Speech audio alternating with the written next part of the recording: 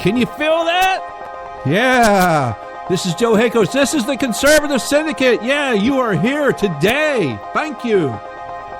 Again, John Matthews, the Mad Prophet, is out there. He's on vacation.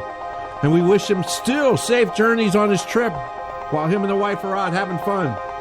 This is Joe Hakos again here at the Conservative Syndicate. Who will educate, entertain, and engage you. Remember, this is the Conservative Syndicate, where we will tear down that imaginary wall of church and state. Yes, that's what we're going to do today. So hang on tight. Again, things might get bumpy. I am here all by myself, but I have help today, folks. I have help today. We're going to discuss some Donald Trump's inauguration. We might get a little bit of Bradley Manning going on in there. And what we're going to do, and we got one of our friends, Scott Faulkner, is going to be on. I believe the second hour, Scott's going to be here. Also, Tom DeWeese of the American Policy Center will discuss, let's see, maybe a solution to health care reform. So hang on tight. We're glad you're here. Thanks for listening to Conservative Syndicate, and let's get this puppy started.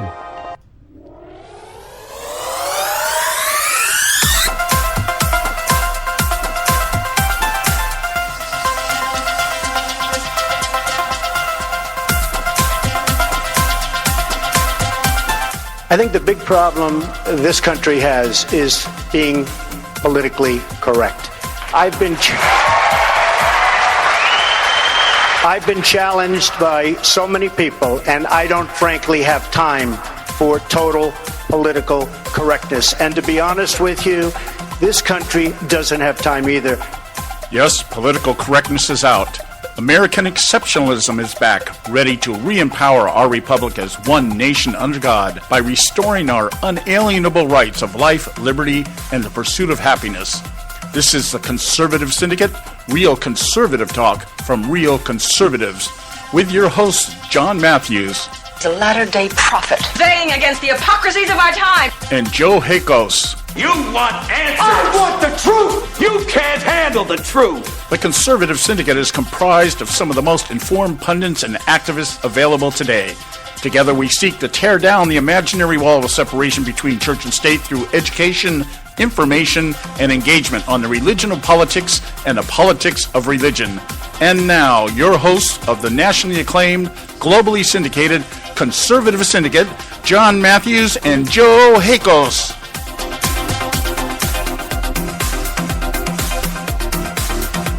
Well, all right. Yeah. Hey, again, welcome to the Conservative Syndicate. This is Joe Hakos. I'm flying solo. John Matthews is out having a good time. I hope he's having a good time. I told him to have fun, told him to enjoy himself, that he should be doing it. He's on vacation, for crying out loud. He should have a good time doing it. So I think he should. I mean, everybody needs some time. And he's out of the country, so he can't get, he's pretty far away, actually. He can't get much further away. So, and I haven't heard from him. He said he would report back every once in a while, tell us what's going on, have a good time, just tell us what Duarte's doing over here in the Philippines, So it ought to be interesting. I told him don't let anybody put a drug dealer on his back or something, because you end up dead over there in the Philippines if that happens to you. So, and then they just lay you in the street and somebody comes by and drags your body around, and yeah, it's really pretty. So hopefully, yeah, just kidding. John's not going to be doing that. So, hey, can you feel that, America? Can you feel it? Can you feel it? Just wait, America. Just wait. Just wait. It's going to happen soon, man. It's just hard to believe that it's been that long.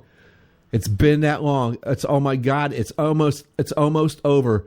17 hours, 55 minutes. It's almost over, America. Can you feel that? Can you feel it? It's about to happen. And so, in that vein, I just come across this little montage here from Newsbusters, and I think this is pretty funny. In fact, as I'm watching on the one monitor here, I'm watching the Make America Great Again concert in D.C. at the at the Lincoln Memorial, and it just and it just reminds me of how far we have come, how far, just the improbability of all this. And here, let me play this for you. This is a little montage of our friends, quote unquote, in the media. I'm not even going to call them mainstream. They're so far out there anymore. They're not mainstream. They are extreme media. So let me just play this and just sit back and enjoy some of this. I am officially running for President of the United States. There are no words. How do you even have a straight face right now? There are no words to describe what just happened. Ed Rendell, do you have any doubt that this is anything more than a carnival show? And you watch that speech today, we all laugh about it, and I'm sitting here laughing out loud, Yep. For the entire, front part of the show here as we're talking about it. I mean, it was a rambling mess of a speech. That said, it was very entertaining. I was howling. He's got gumudgeons of money, he's got a lot of recognition, and he just became the 12th presidential candidate for the Republican Party. Is it typical Donald Trump fashion, or is it hilarity run amok?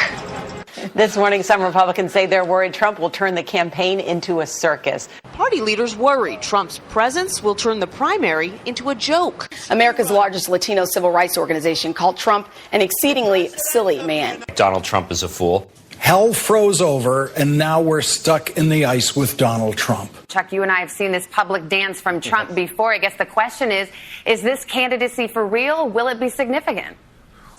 It's like I can't tell if this is politics or if this is just PR from a celebrity. For the National Press Corps and other elites, Donald Trump's campaign is a pure vanity exercise and a target ripe for outright mockery or low-level derision. Done. On the one hand, he's a late-night joke. Half an hour, the most beautifully ridiculous jibber-jabber. On the other, he's the proverbial skunk at the garden party. How does the Republican Party handle a political streaker who knows how to get attention? Sadly, the biggest buzz surrounds Donald Trump. How to take Donald Trump? Well, consider the newspapers this morning, at least the tabloids. The Daily News considers Trump a clown. The New York Post considers Trump a rich guy who could make it to the White House. I do not hate Donald Trump, but I do not take him seriously. I thought, everything that was garish and ridiculous about him was fully on display.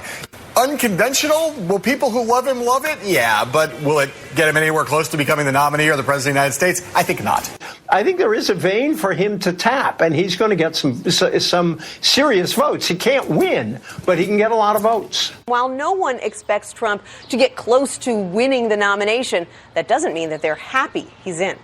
I mean, this is the problem with Donald Trump for Republicans. Of course, he's not going to win. He probably will make the main stage. He'll be one of the top 10 vote getters just because of name recognition and our obsession with stardom. The problem is he's going to be a flamethrower. He has nothing to lose. But he says the most provocative things, like when Mexico sends its people, they're bringing drugs, they're bringing crime, they're rapists, and some, I assume, are good people.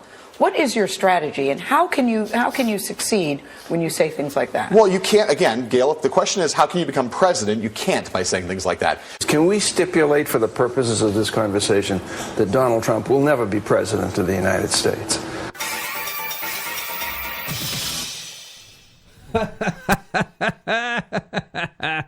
Oh, yeah, he can't win. He can't win. The Republicans are stuck with him. He can't do nothing. Well, guess what? Don't you just love that? He can't win. Yeah, he beat all the Republicans. He beat every last one of them. He beat the Bushes. He beat Clintons. And Donald Trump tomorrow will be the 45th president of the United States of America. Can you feel that, America? Can you feel it? Can you feel that? Donald Trump right now is giving some remarks at his concert. And we'll have that tomorrow. Tomorrow's show is going to be inauguration. Period. That's all it's going to be. It's going to be inauguration. That's all we're going to do tomorrow is the inauguration, as rightfully so. It's what we're going to do tomorrow. It will be about Donald Trump's inauguration. It will be about. I don't know if you can feel it or not. I hope you can feel that. Tomorrow, noon Eastern time. I think you'll be able to feel this. I think you will. I think, and we'll report. I'll tell you what I'm feeling tomorrow on tomorrow's show. But it's gonna. It's crazy to watch these people. Like I just remember some of these people. There are no words. How can you even have a straight face right now? S.E. Cup. I was howling. Oh my goodness! Can you believe that? I was howling. Well, so and remember, Donald Trump can't win. The Republicans have a problem. He's a flamethrower, bomb thrower. Oh yeah. Well, guess what? Trump was just the messenger. He listened to the American people. He listened to the forgotten man. And guess what? He's now going to be president tomorrow. Hey, we're up on a break. Got to pay some bills. So when we come back,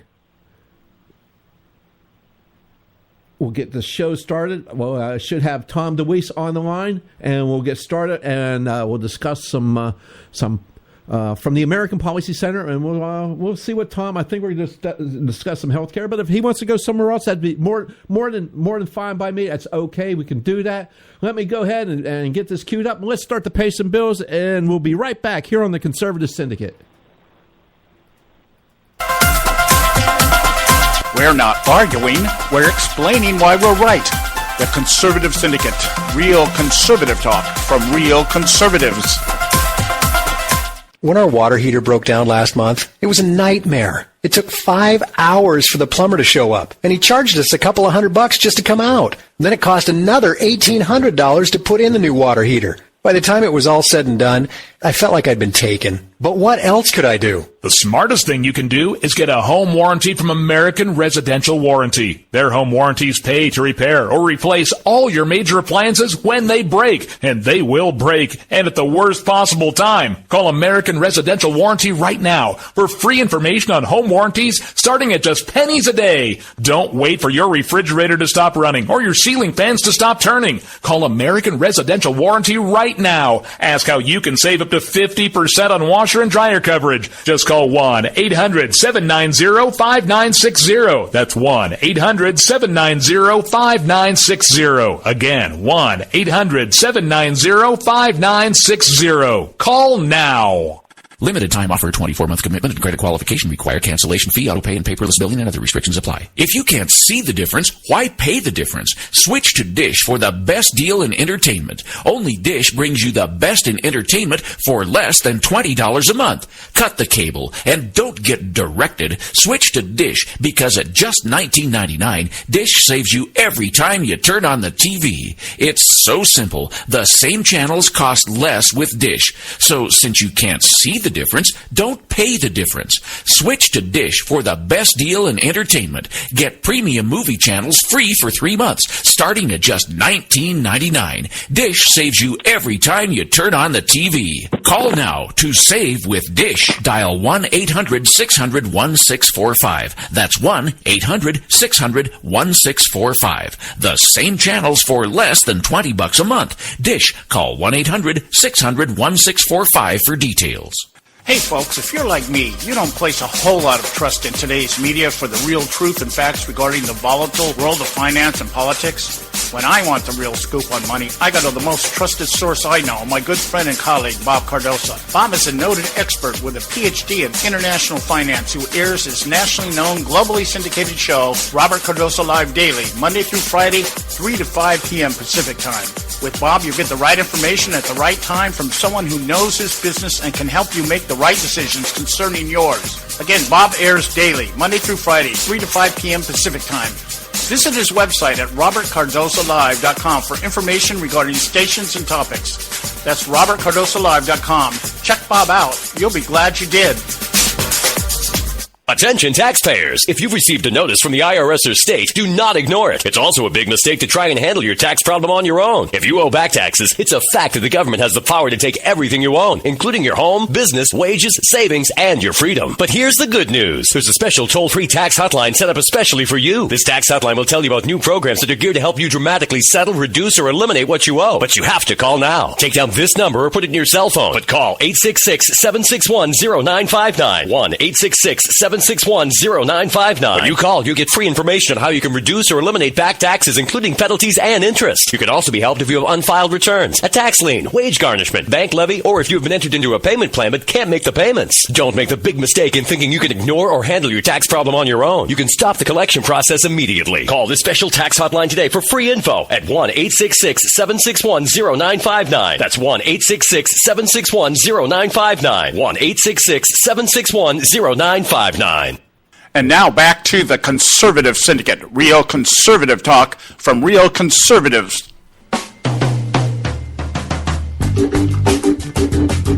Okay, folks, okay. Hey, we are back. You're back. Joe Hickos here on the Conservative Syndicate. Glad you could make it once again. And I'm feeling it. I'm feeling it good. I'm feeling it. I believe I have on the line with me right now Tom DeWeese. If not, I've got somebody else that I don't know who that is, and I let him on the show, and I don't know who it is. So, Tom, is that you, sir? That is me, Joe. Absolutely. All right. Good. At least I'm glad it's you, because if it was a stranger, I wouldn't know what we'd be doing. It could be mayhem here. Tom, how you doing today? I'm doing great. So, Tom, can you tell us a little bit about you and the organization you work for? Because I don't know if our listeners know exactly what you or your organization's doing. Sure, yeah. I'm president of the American Policy Center. We're located just outside of D.C. in Virginia, and we've been around about 30 years. And obviously the issues we work on are focused on limited government and individual liberty, that sort of thing. But we lately, in the last several years, we have been really focusing on protecting private property rights. Particularly, we've been the organization that has made the issue of Agenda 21 a major national issue. And today we're really facing HUD and a lot of our programs, which are all kind of interconnected with these sustainable development policies. So that's kind of how we keep busy. We have a website at AmericanPolicy.org. There's a very extensive archive there of articles that I've written on a lot of these issues. And we have my newsletter, the DeWeese Report. You can sign up for free. We send it out by email. And so, we've really been working on creating tools to fight these policies to help local activists. That's our real focus. I work in the grassroots more than anything else, traveling the country, speaking on this stuff, and trying to help. And we've been finding in the last couple of years, finally, a lot of elected officials that ignored us for so long are seeing that a lot of these policies, sustainable development, smart growth, these kinds of things, are getting so bad. Now they're calling and saying, what do I do? And so we're trying to work things out and help them and make some progress. Well, so they're finally realizing that it's not a good thing to have the big G government just controlling everything. It's amazing that it took them this long to figure that one out. Well, these elected officials, city councilmen, county commissioners, people like that decide to run. Mostly they do that because they want to help their community and be involved in it. And when they get there, the first thing we do when we elect a new mayor or a new city councilman, a new county commissioner, whatever, is we ship them off to this national meeting of city councilmen or county commissioners or National Association of Mayors, whatever it is. Uh-huh. And what they hear there are these very policies being thrown out at them. And when they come home, the representatives of those same non-governmental organizations that are pushing these things are meeting them, and they're saying, oh, did you get the sample legislation? We've got everything right here in a box for you, and we've got the money for you. And after a while, they begin to think, well, this is a proper role of government. And then somebody like me comes in, and they go, what? Yeah, they don't want to listen. Yeah, exactly. The proper role of government. Yeah, these NGOs come out and here's a carrot, and it's always the money carrot. And this is what we're going to do. We've got some money for you. But a lot of times they don't figure out this. Yeah, the carrot's going to be there for then, and then in a few years later, then it's going to be all up to your constituents to pay for it because the big dollar carrot, the big federal money carrot is going to be taken away from you, and then you're stuck. Yeah, that happens. And the other thing that we're seeing, the reason we're fighting HUD so much right now, is they've got this new program called Affirmatively Furthering Fair Housing. That sounds real familiar. Isn't that kind of what caused our last bubble there in 2008? Has a lot to do with it, but HUD has discovered through a series of lawsuits that they now have more power than they were exercising before. And what they're doing is now filing lawsuits and forcing communities to comply. We warned for years that these programs, these grants that they were accepting, had strings attached. The strings that were attached were written by the same NGOs that wrote Agenda 21 at the international level, moved it into our national and state and local, and those strings attached they're forced to put those programs in place. Well, HUD wasn't riding them real strong in doing that. Suddenly they discovered that they can now call communities out of compliance if they didn't do everything, all the small print in what they accepted. So were these like EPA regulations, Tom? Were these EPA regulations, or are they just really broad in general? They are regulations on housing. The key word here, the term is fair housing. What does that mean? There's no definition for it. There's no definition for what affirmatively furthering fair housing is. It's what HUD makes it up to be, but what it really boils down to is federal control. They basically have nationalized your home, your neighborhood, and your city. And they're now going to dictate. One of the things they've done, Baltimore, Maryland, they filed a lawsuit was filed there by the NAACP. Now get this. We have been warning for years that Section 8 subsidized housing is really a tool that creates ghettos. Yeah. And what do you get with ghettos? You get crime, you get drug use, you get all this kind of stuff. Now the NAACP has discovered that is true. So they have filed suit saying that these programs create ghettos, and so their solution, and they won in court with this, is that they now need to move low-income housing into upscale neighborhoods because that's only fair. Oh, fair. Oh, that's only fair. So they're just going to move the problem to where the problem isn't now, so the problem moves over there. Moves over there, and what do? They destroy not only property rights, but property values.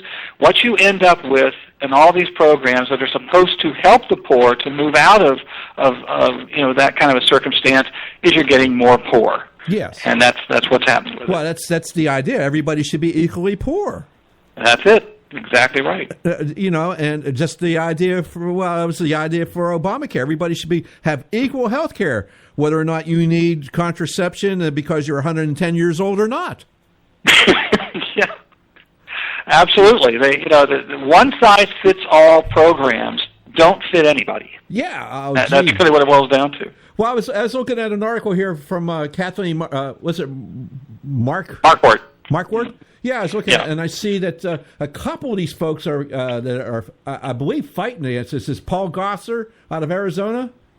Yes. Yeah, I actually know one of his staffers here used to live around me, so I'm glad to see that maybe they're keeping these guys on their toes, and maybe they can drive some of this stuff away. Now, you say you're right outside of D.C., so you're not actually in the bubble?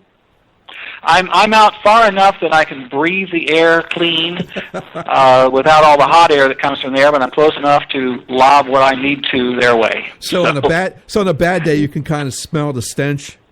Yeah. Stay inside, Well, let me explain to you a little bit, because you brought up the Gosser thing, and Senator Mike Lee from Utah was the other. Uh-huh. The two of them, when they had the omnibus spending bill a few months ago, their plan was to put legislation passed in both houses to defund this AFFH program from HUD. So let's tell the folks what that actually is. That's the affirmatively furthering fair housing rule that we've been talking about. Bringing all this in there, and so at the last minute, Paul Ryan betrayed them and took that language out of the omnibus spending bill, so it wouldn't be defunded. Not only that, they gave HUD several billion more dollars for their budget. So we move on. Yeah. So do we see? Let's see. That's a Ben Carson thing, isn't it? Ben Carson is going to be the Secretary of HUD, and I have been recommended to be an advisor to him. I haven't gotten the official call yet to be that, but I determined I'm going to be his advisor whether he likes it or not. And I just produced an article that's going to be coming out in a letter I've sent to him to 5 different things that he needs to do to rein in HUD and try to get it in the right path. If not to abolish it, let's at least rein it in. Rein in HUD, yeah. I was kind of hoping that with some of Mr. Trump's and soon-to-be President Trump's nomination, that maybe he set some of these folks up to, if not reduce the size of their departments, to completely eliminate them. That would be an ideal thing, I would think, as I don't think the Department of Energy has ever fully even come close to achieving their mandate of American energy independence.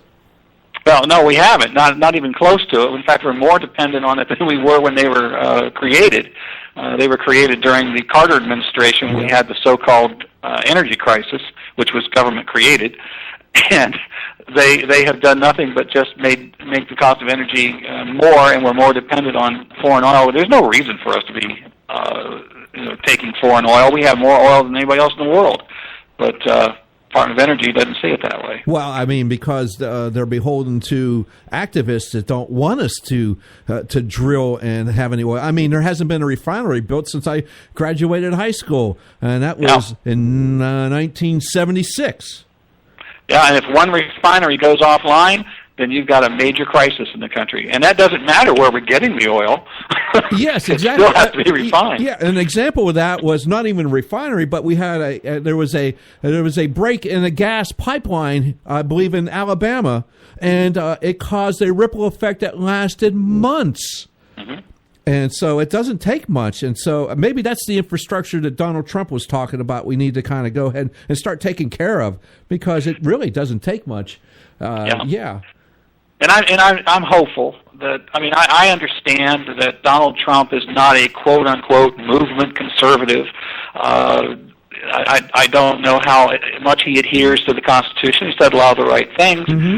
And he has brought in some good people that I hope will begin to pull these things off. Quite frankly, I figure if he can secure the border in some manner and he can roll back some of these regulations that help the economy become unhandcuffed and can begin to move forward, those two things would be enough if that's what he did. Yeah, I think that would definitely be a definite start. A Supreme Court nominee that doesn't want to legislate from the bench, that's going to go a long way as well. So yes, like you, I'm hopeful. I'm very hopeful. As I said before, we were given a chance, and that's really all that's all we could ask for, really, as compared to, even if Donald Trump does 3 things in his whole 4 years, it's more than Hillary Clinton was ever going to do.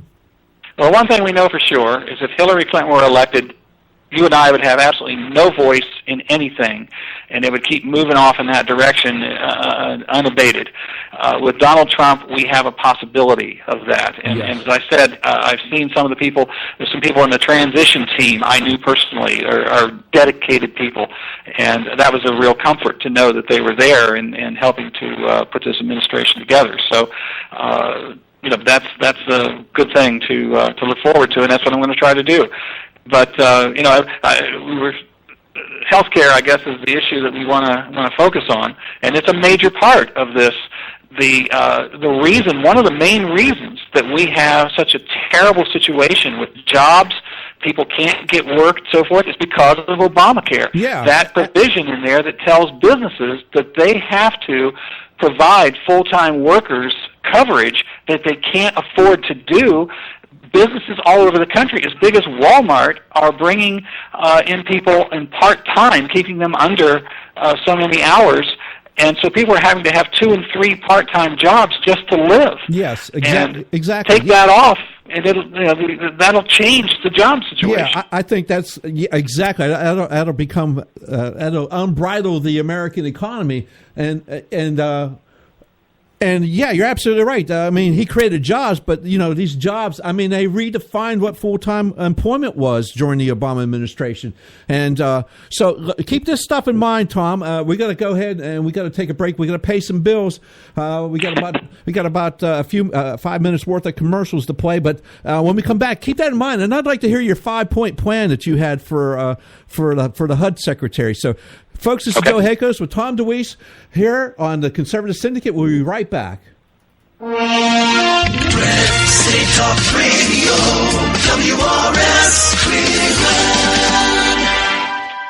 Hey, I'll make you a deal. Give me 60 seconds and I'll give you directions to the Fountain of Youth. Okay, I'm joking. Well, kind of joking. No fountains, but youth, I got Nature's Youth and their premier anti-aging product, Nature's Youth RSF. With your sensible diet and exercise plan, Nature's Youth RSF can help you look and feel better. RSF is an all-natural amino acid supplement that supports your body to naturally increase HGH levels without any synthetic hormones. And elevated HGH levels can contribute to increased energy, improved libido, reduced body fat, and improved exercise capacity. Let's be honest, who doesn't want to look and feel younger? Visit the newly designed website at naturesyouth.com or call 800-333-6923. That's 800-333-6923 and like them on Facebook and you'll be included in contests and exclusive offers. What a deal. Oh, speaking of deals, my time's about up. 800-333-6923 or naturesyouth.com. Who needs a fountain anyway? Call today. Extend your life with Extendovite. When I had a heart attack at 42, I was not sure what the future held. But a year later, the doctors could find nothing wrong with me and took me off all my medication. What did I do? I took a herbal mixture of garlic, cayenne, and a few other herbs mixed in liquid form. I now call this Extendovite. I would have never believed that a few simple herbs could actually change my life like they did. Now it's your turn to see what the powers of garlic and cayenne can do for you. For only $69.95 plus shipping and handling for a 2-month supply of either capsules or liquid, you too can begin on your path to better health. For more information, call 1-877-928-8822. That's 1-877-928-8822. Or visit our website at heartdrop.com. Extend your life with Extendovite. I've owned my company for 14 years now, and I can tell you that payroll is a 4-letter word. I hate doing it. It eats up hours I don't have, and it costs me money I could be saving. But my accountant's too expensive, and I'm not sure who to call. But I know I need help. We're Paychex, and we take all the hassles out of small business payroll. We save you time and money. It's easy. Call, fax, or give us your payroll information securely online, and we take care of the rest. We calculate the correct taxes, manage payments and direct deposits. We even send out your checks. Payroll doesn't need to be a 4-letter word anymore. We're so sure that we can save you time and money that we'll give you a month's payroll free. Just for calling 877-663-3830. Get 1 month's payroll for free. Call Paychex right now. 877-663-3830. That's 877-663-3830. Hey, I don't back anybody unless I believe in them. And I do believe in the value of investing in gold and silver. And the company I trust to buy my gold and silver from is Swiss America. I've been working with them for nearly a decade. I trust them, and you can too. Swiss America will help you sort through and find the best options available when you're considering investing in gold and silver coins. Listen, for over 30 years, Swiss America has been offering Americans what they want in their investments: safety, liquidity, quality, reliability, and a potential profit. Gold and silver have a place in every investor's portfolio. So, why not let Swiss America help you diversify your investment portfolio now? Call now for free information. 800-978-3907, 800-978-3907, 800-978-3907, 800-978-3907. Individuals and businesses with tax problems, listen carefully. Do you feel like you're losing control of your finances? If you owe over $10,000 in back taxes or have unfiled tax returns, we can help you take back control. The IRS is the largest and most aggressive collection agency in the world, and they can seize your bank accounts, garnish your paycheck, close your business, and file criminal charges. Take control of your tax problem now by calling the experts at U.S. Tax Shield and take advantage of the Fresh Start program and new laws that may allow us to negotiate a settlement for the lowest amount possible. Our team of tax attorneys and enrolled agents can stop collections and get you protected so you can take control of your financial future. U.S. Tax Shield offers a price protection guaranteed quote to get you protected today. U.S. Tax Shield is A+ rated with the Better Business Bureau, so call now. 800-380-2906. That's 800-380-2906. U.S. Tax Shield. 800-380-2906. Am I not speaking English? The Conservative Syndicate.net, where we speak only one language, American. All right. Let's get back into it here. I want to give my guest plenty of opportunity to get his point across and get his organization publicized even more. Tom, I love that. I got Tom DeWeese here on the line from the American Policy Center. I love this. 30 years leading the fight for American property rights and sovereignty. Because we know. The leftists hate people to have property because property is freedom and liberty. So I love that. So, hey, Tom, thanks for being with us. I appreciate you taking the time out today, brother. Appreciate it. Yes. Hey, I was looking at the solution to healthcare reform, and I love this first line. As the Republican Congress struggle to present a workable replacement to Obamacare, the solution is staring them right in the face. It's called free enterprise. Absolutely. I don't think, this repeal and replace, I always love the repeal part, but the replace part, John and I both never liked that part of it. Well, if government is the problem, more government isn't the solution. Absolutely. So that's what we're looking at with this, and the idea of replacing it, it is, if you get rid of Obamacare. I mean, the problem is government involvement in the first place. The reason that we have such a problem with paying for health care, that it's so expensive, is because government got into it in the first place. Yeah. I mean, it started back in 1965 with Lyndon Johnson and his Great Society. He began to, he created these programs. Do you know that in 1965, the cost of health care spending was $147 per person. By 2016, it was $9,255 per person. Say that again, Tom. After say government that again, got in Tom. Tom, say that again.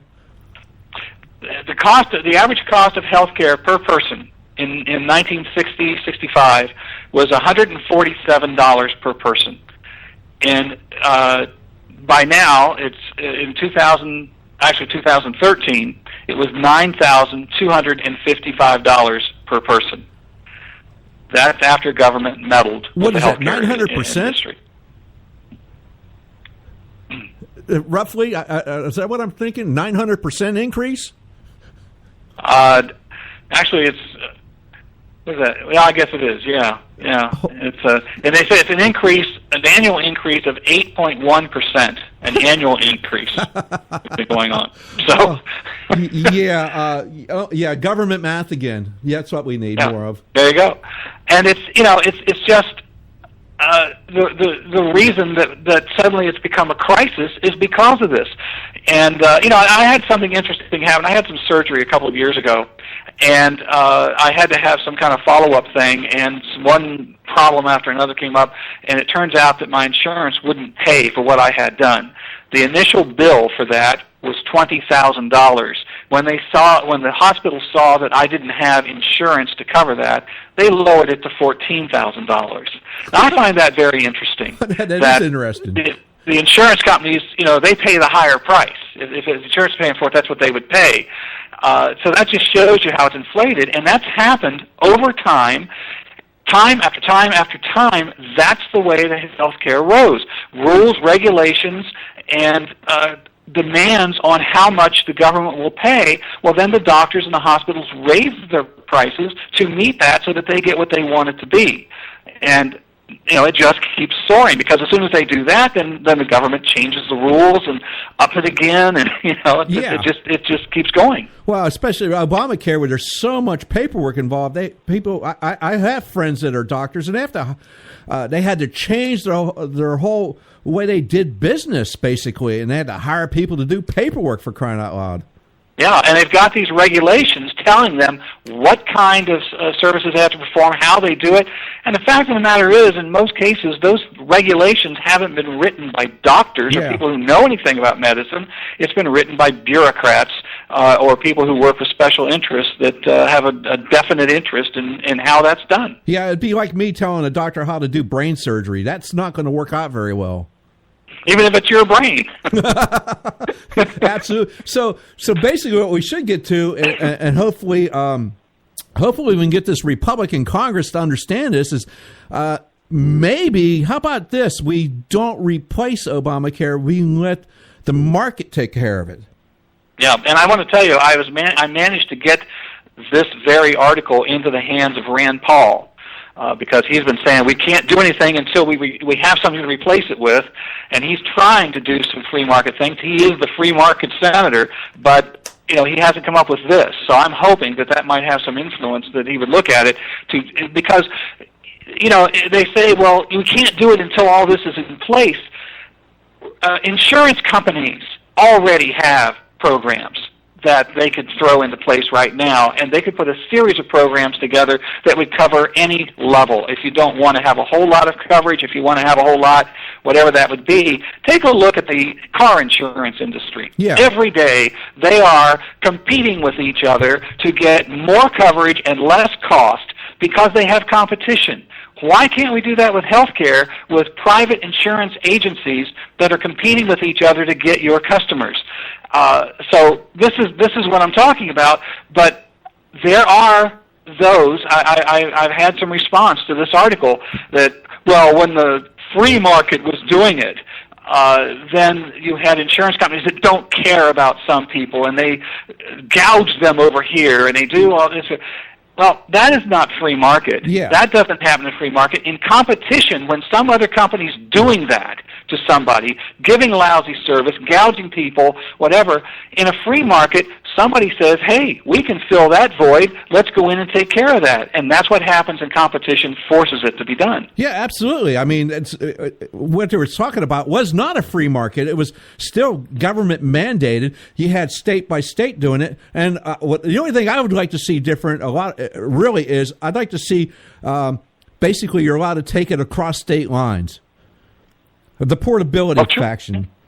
I'd like absolutely. I don't see why that's even a problem, frankly. Yeah. I never understood why it was like that to begin with, unless obviously somebody was making money from it. Yeah. No, I mean, car insurance goes across state lines. Yeah. I don't get that. I don't understand why that's a problem.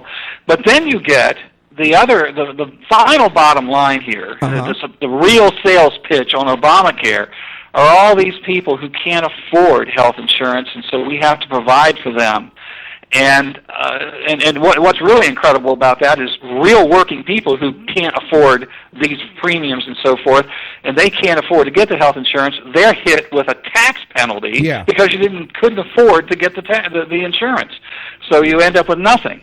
But this argument that these people will be left behind and won't be insured is totally bogus. Tom, I think I heard today something that was like, we're going to be 30-some million people without insurance if we get rid of Obamacare tomorrow. Yeah, exactly. It's like, huh? That's, of course, the fact that they're piling all kinds of illegals onto it, of course we're not allowed to say that, but that's what they're doing. They're piling all kinds of illegals onto it, so that just jacks it up even more. But the real example here is to just completely throw out this argument that there won't be anything for them unless government comes in and takes care of it, is just watch the commercials on television for St. Jude's Children's Center or for the Shriners Hospitals. Yes. These guys raise private money to help families that can't afford to have this treatment, particularly, I think they really deal with cancer and other things, but the model there shows if you could free up the American people, stop taxing them to absolute desperation, and we're a very generous people, and we will support things like this. And St. Jude's and Shriners Hospitals is an absolute proof that even in today's shackled economy, people will still come forward and help. And that model could be used across the boards for people who couldn't afford health insurance. Yeah, not only is it a good model, it's more efficient because the government's not in the way. So that's ideal. Tom, we got a real short break we got to do here real quick, couple minutes, and then we'll come back. And then I want to talk about your 5-point plan for HUD. So kind of keep that in mind and then when we get back. So, folks, Joe Hayko's here with Tom DeWeese from the American Policy Center here on the Conservative Syndicate, talking policy that hopefully we can get our government to get straightened out here on the Conservative Syndicate. We'll be right back after this really short break. If I can get it loaded, here we go. There is an old saying, children should be seen but not heard. At no time is this more apparent than when politicians speak. The ConservativeSyndicate.net, the adult in the room. Hey folks, if you're like me, you don't place a whole lot of trust in today's media for the real truth and facts regarding the volatile world of finance and politics. When I want the real scoop on money, I go to the most trusted source I know, my good friend and colleague, Bob Cardoso. Bob is a noted expert with a PhD in international finance who airs his nationally known, globally syndicated show, Robert Cardoso Live Daily, Monday through Friday, 3 to 5 p.m. Pacific Time. With Bob, you get the right information at the right time from someone who knows his business and can help you make the right decisions concerning yours. Again, Bob airs daily, Monday through Friday, 3 to 5 p.m. Pacific Time. Visit his website at robertcardosolive.com for information regarding stations and topics. That's robertcardosolive.com. Check Bob out. You'll be glad you did.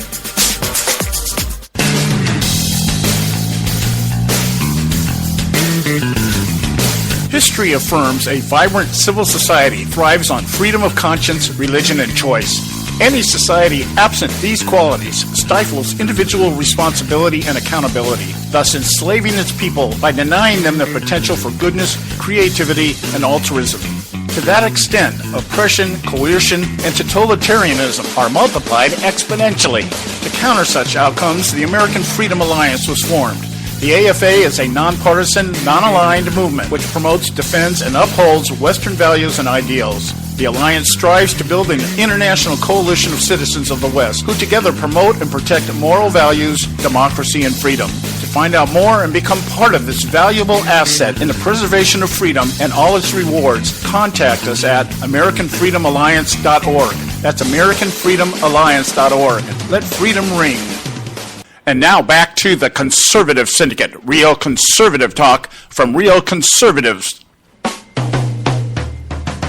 All right, welcome back, folks. Joe Hayko's here with Tom DeWeese of the American Policy Center, and we're talking. We were talking the healthcare here, and Tom mentioned in the first segment we had him on that he had a 5-point plan that he had for the Housing and Urban Development Secretary. I guess has Mr. Carson been confirmed on that? Has anybody been confirmed on that? I don't think so. I'm not aware that anybody has been yet. Yeah. So I don't know what's going to happen with that. That's distressing to me to begin with, because I know Barack Obama had 13 appointments confirmed in one day just by voice vote alone. So that really, this is kind of distressing. This shows me that the swamp is rather deep, and these people just don't get it yet. No, it sure is. So yeah, but moving on. Let's talk about your points here. I'm kind of interested in this. Okay. Yeah. Well, first and foremost, for HUD, for Housing and Urban Development, what needs to happen is a complete protection of private property rights for every American. Thank you. That's got to be the center of anything that happens. And this is just setting the tone for the 5 points. But the other thing is that to begin immediately to a process of reining in the power and the overreach and the illegal policies of all these federal agencies. One of the worst things that happens is that the Congress writes some kind of regulation. Mm-hmm. But they don't put any details in it. They leave it to the bureaucrats in that agency, and then they just run pell-mell to put all kinds of rules and regulations, and maybe even weren't what Congress had in mind. So reining in that power has got to be the focus. But the 5 points that I suggested, number one for HUD is stop the grants, these HUD federal grants that are literally imprisoning local communities with their rules and their regulations, and now their lawsuits. If communities quit taking those grants, they're not subjected to that, and that'd be the first place to start. The second thing is to stop the drive for the establishment of non-elected regional governments. One of the things HUD is putting in a lot of these plans is the creation of regional governments. These are not elected, so therefore they don't answer to the people, and they are the ones that go pell-mell into applying for these grants. And I was speaking in Ohio recently. And these were people out in a rural area. I'm going through all these things. They're kind of looking at me like, well, what does that mean to me? And I said, what would you think if you found out that you were now included in the region of Cleveland? Now you are, as Cleveland is getting these kinds of things, you now have to answer to that and adhere to it.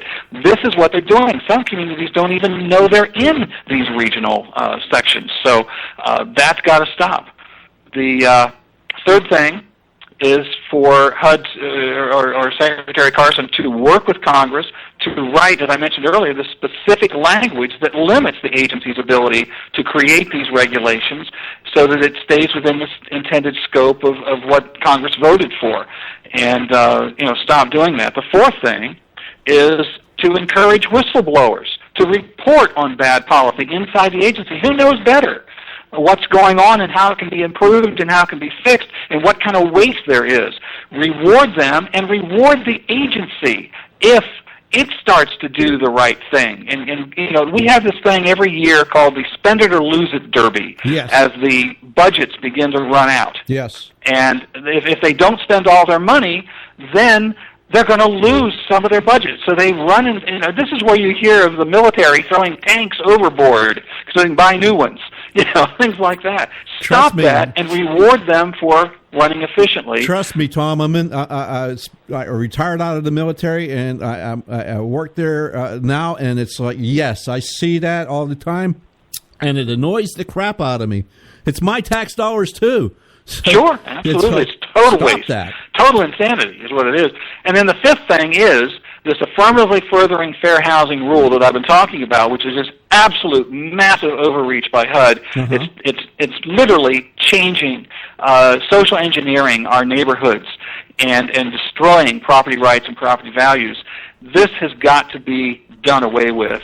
And Donald Trump promised, if he got in, that he was going to defund this. And he needs to work with Senator Mike Lee and Congressman Gosser to get legislation passed to defund this and end it. This is one of the number one alligators that have to be eliminated in the swamp. So it sounds like they got to get that and roll it over Speaker Ryan to make that happen, because it sounds like he's in bed with these folks to make this kind of thing happen, and he doesn't want to reduce the size of government. He wants the government to control it. Well, I just, their rhetoric since Trump's been elected is all this strong talk of what we're going to do and everything. But they sit there, even now, as Obama had rushed a bunch of stuff through at the last minute, they sit there and let it happen without standing up and saying no. Yeah. And I don't know what anybody thinks the culture is going to change there. We've got to put the pressure on these guys to make sure that Trump keeps his promises. And I think this is the thing. I'm afraid too many people are going to stand back now and say, well, he's president, I don't have to worry about this stuff anymore. We have got to keep their feet to the fire every step of the way to make sure that he does what he promised. Yeah, absolutely. I know people, I did too. I took a nice deep breath and sigh and say, whew, thank goodness we don't have Hillary Clinton. But I do realize that this is not over, because these people aren't going anywhere. They want big government. In fact, if we don't rein them in fact, I would like to see them get rid of it all and set their agenda back 200 years if we could go that far, because they're going to they just they just hit the pause button and waiting for them to get back into power so they can hit the play button again and go for it. Now, well, Trump said he was going to, Obamacare was going to be gone.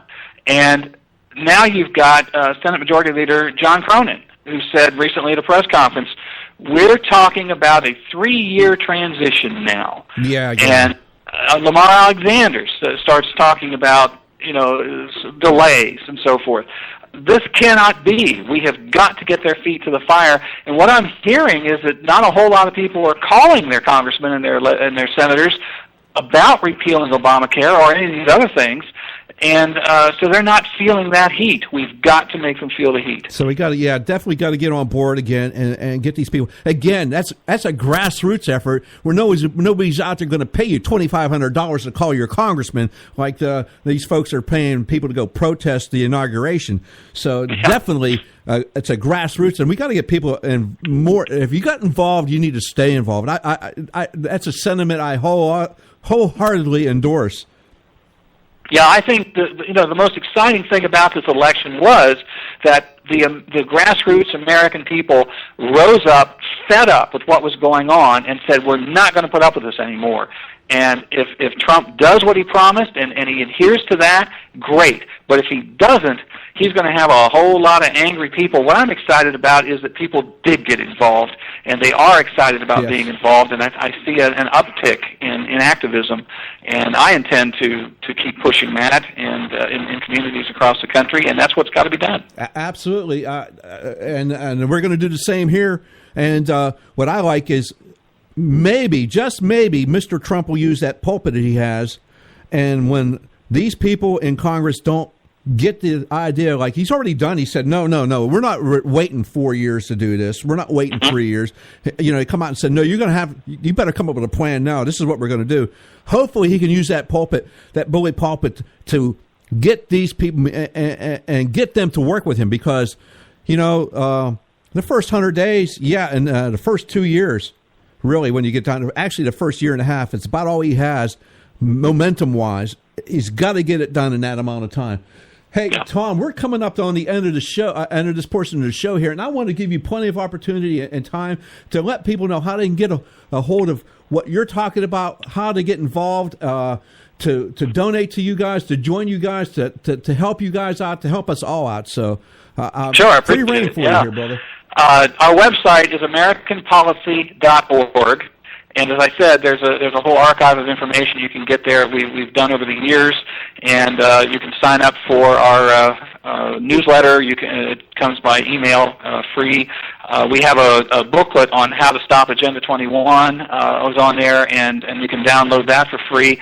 One of the things I'm excited about is I did something this year I've never done before.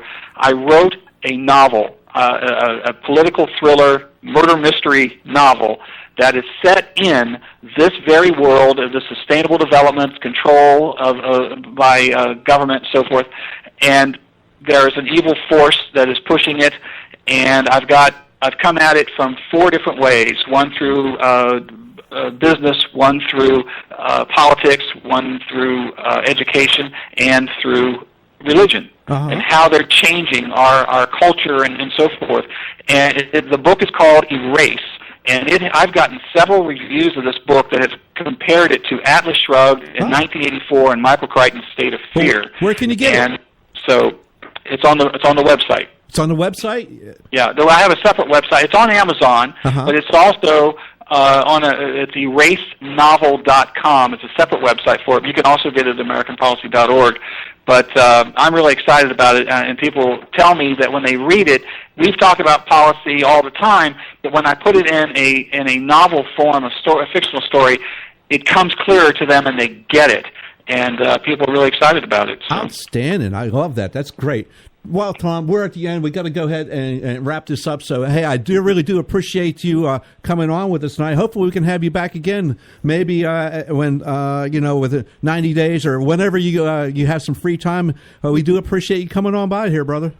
Well, I appreciate the opportunity, and anytime. Thanks. All right, folks. That was Tom DeWeese of the American Policy Center. And it was good to have him on. We have to, at the top of the show here, top of the hour here, we have to do the Edwards Notebook and pay some bills and crank up for hour number 2. So let's get to it. And again, thanks to Tom for being here. And go read his book. I like that idea. That's really awesome. So here we go with the Edwards Notebook, top of the hour stuff, and we'll be back to that. Joe Hicos here on the Conservative Syndicate.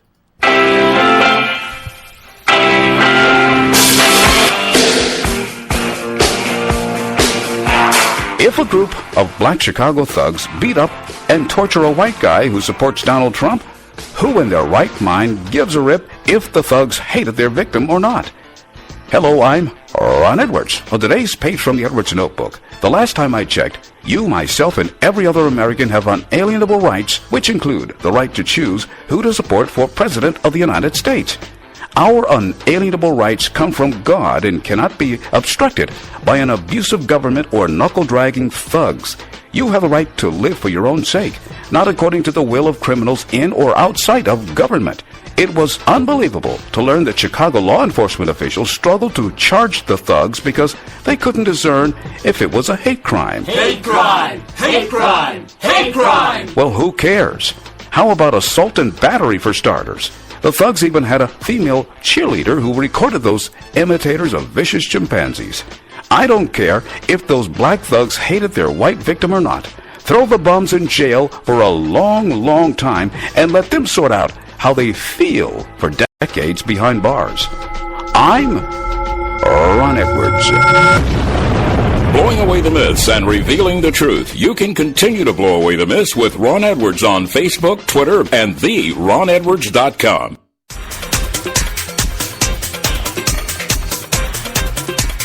Since its founding, America has always been admired and envied throughout the world for its system of government, one that empowers its citizens to seek their right to life, liberty, and the pursuit of happiness.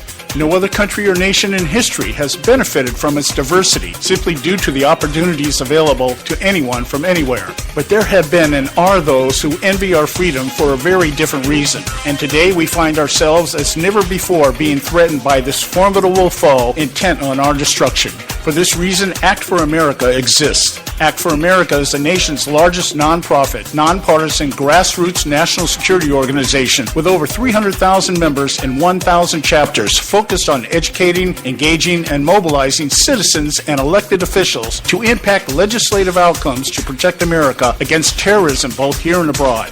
As a result, our network has driven the education process toward the successful passage of 43 bills in 22 states. We continue to expand our nationwide volunteer chapter network, training citizens to recognize and help prevent criminal activity and terrorism in the United States while preserving the civil liberties protected by the United States Constitution. To find out more, check us out at actforamerica.org. That's actforamerica.org.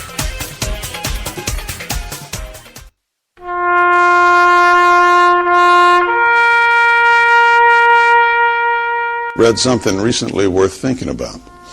It's the soldier, not the campus organizer, who's given us freedom to demonstrate. It's the soldier, not the reporter, who's given us freedom of the press. It's the soldier, not the poet, who's given us freedom of speech. It's the soldier who serves under the flag, who defends the protesters' right to burn the flag. Isn't it time now to demonstrate that we support our troops?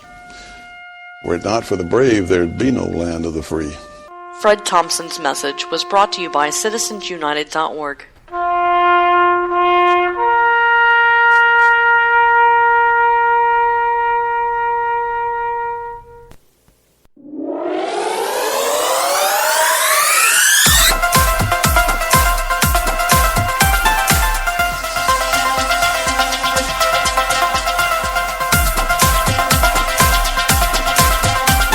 I think the big problem this country has is being politically correct. I've been challenged by so many people, and I don't frankly have time for total political correctness. And to be honest with you, this country doesn't have time either. Yes, political correctness is out. American exceptionalism is back, ready to re-empower our republic as one nation under God by restoring our unalienable rights of life, liberty, and the pursuit of happiness. This is the Conservative Syndicate, real conservative talk from real conservatives, with your host, John Matthews. It's a latter-day prophet, baying against the hypocrisies of our time. And Joe Hakos. You want answers! I want the truth! You can't handle the truth! The Conservative Syndicate is comprised of some of the most informed pundits and activists available today. Together we seek to tear down the imaginary wall of separation between church and state through education, information, and engagement on the religion of politics and the politics of religion. And now, your hosts of the nationally acclaimed, globally syndicated Conservative Syndicate, John Matthews and Joe Hakos.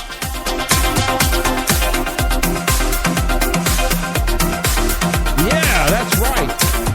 Well, almost. John's not here, folks. This is Joe Hakos here in the Conservative Syndicate. Hour number 2. I hope you guys enjoyed that first hour of that segment with Tom DeWeese. I just enjoyed that immensely. The American Policy Center, AmericanPolicy.org, O-R-G. Go to that website. Again, go there and check everything out there. Those folks have some stuff going on, and truly, it is about property, property rights, freedom, sovereignty. The left does not want you to own property. They think you should not own a thing. It's all the government's. Everything you have is theirs, and we gotta keep these representatives, quote unquote. I'm using big air fingers quotes here. Representatives that we have in Congress right now. We got to hold their feet to the fire.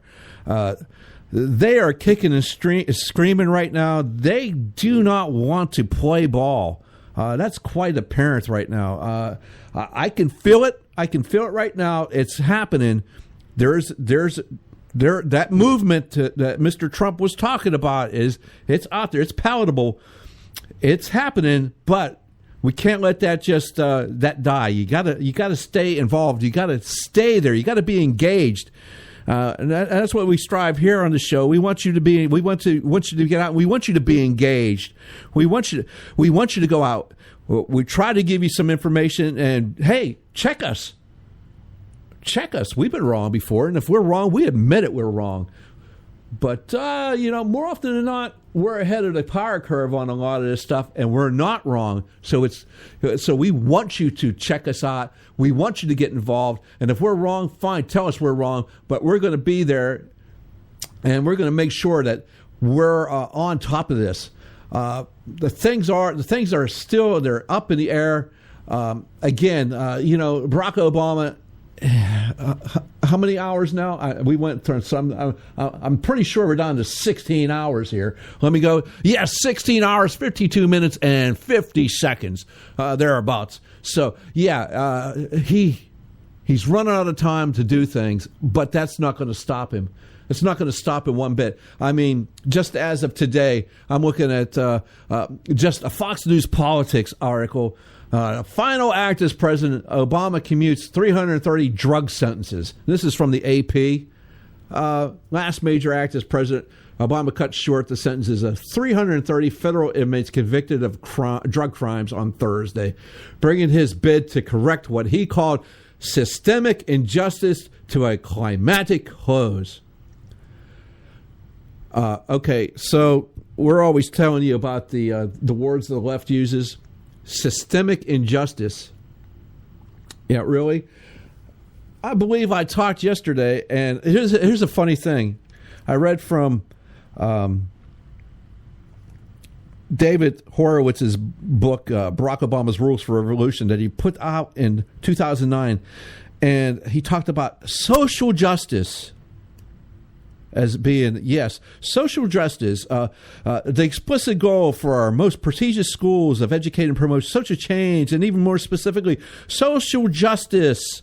Yeah, I remember hearing, watching a little thing on the news the other day on a report. I can't remember who it was. And they were talking about, the changes in the Army, how they were letting certain members of certain religions use wear beards, wear headdresses, this and that, because of religion. It's part of their religion. And I'm thinking, yeah. And one of the individuals said, that's what he did it for. He joined to serve his country, and so he could battle for social justice. And now I'm thinking, no. Immediately, the hairs on the back of my neck went up, and I went, no. You're obviously doing this for the wrong reason, then, my friend. It's not about social justice. That's what the left wants. If you want to defend the country for life, liberty, and the pursuit of happiness, and support and defend the Constitution against all enemies, foreign and domestic, that sounds more like what you're supposed to be doing, not social justice. You find social justice in the Constitution for me. Find it. Go ahead, try it. Come up with your pocket Constitution and show me where that's at. But, and again, from the AP, on his final offer of clemency, Obama brought his total number of commutations granted to 1,715, more than any other president in U.S. history. Well, Obama is all about making history. We already know that. During his presidency, Obama ordered free 568 inmates who had been sentenced to life in prison. And one of those was the FLN terrorist he let go just the other day. And we're going to have Scott Faulkner on here in a little bit. I don't know if Scott wants to get into talking about this. I know he's anxiously awaiting the Donald Trump presidency, just I think as a lot of us are, and we're anxiously awaiting the end of the Barack Obama presidency. And so that being said, this is our short segment, and so we're going to go to a break. And then when I come back, hopefully Scott Faulkner will be on with us, and so we'll be able to converse with him and have a good conversation here on the Conservative Syndicate. So once again, thanks for being here. We got to pay some bills. We'll be coming right back in just a few minutes. So stand by for the rest of the show.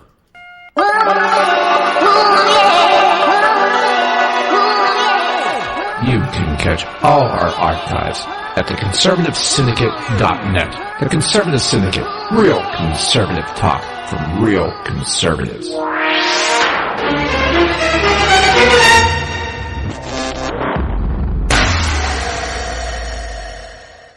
Prices are for base buildings only. May not be available in some areas.